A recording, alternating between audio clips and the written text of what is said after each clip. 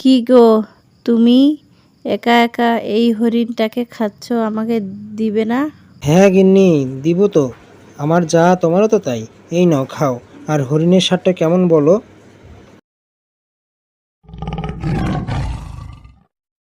আহা হ, কি দারুণ স্বাদ গো।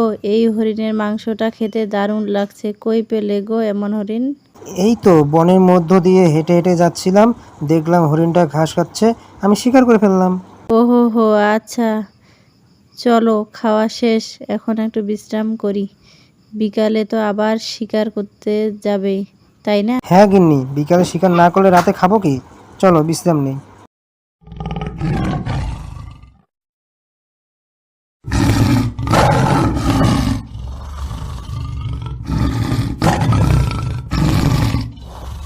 গিন্নি, শিকারে যাচ্ছি, তুমি বাড়িতে থেকো। আচ্ছা, শিকারে না গিয়ে আমাকে নিয়ে শহরে চলো, আমাকে শপিং করিয়ে দিবে। না গিন্নি, পাগল হয়েছে তুমি? শহরে গিয়ে শপিং করলে শহরে মানুষেরা আমাদের আস্ত রাখবে না, মেরে না চিড়িয়াখানায় ঢুকিয়ে দেবে। এই বনের অনেকেই তো শপিং করে, তারা কই থেকে আসলে শপিং করিয়ে আনে? আমি এত বুঝি না। আমার শপিং করে দিতে হবে, মানে হবে, না হলে আজকে তোমার খাওয়া বন্ধ। শিকার করে আনলে আমি একা রান্না করে খেয়ে নেব। বাইরে গিন্নি, ওরা বনের মধ্যে থাকা সিংহের কাছে শপিং করে, আর সিংহের সকল জিনিসের যে দাম, নিতেই ভয় লাগে। একটা কাপড় নিলে একটা হরিণ চাই। আমি এত বুঝি না, বুঝতেও চাই না। আমার শপিং লাগবে, মানে লাগবে, নয়তো খাওয়া কথা বলা বন্ধ। যাও, আরই তোমার সাথে।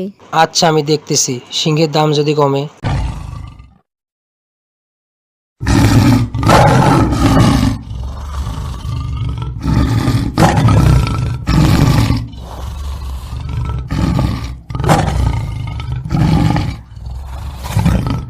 সিংহ রাজা, এই শাড়ির বিনিময়ে তুমি কি চাও?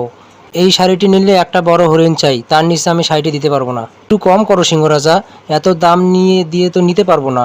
আমার বউয়ের অনেক শখ, তুমি কম রাখো। না মশাই, পারবো না। একটা বড় হরিণ চাই মানে চাই, লাগবে শেষ, তার নিচে আমি দিতে পারবো না। তাহলে আমার আর নেওয়া হচ্ছে না সিংহ রাজা, থাকো, যাই, পরে আর একদিন আসবো।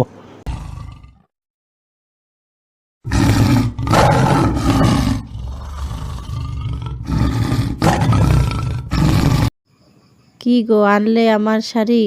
কোথায় শাড়ি দেখি? না গো গিন্নি, পাইনি। বড় একটা হরিণ চাই, এখন হরিণ কই পাবো বলো তো? তোমার সাথে কথা বলা বন্ধ, আর কথা বলবো না। চলো, চললাম আমি বাপের বাড়ি, থাকো তুমি।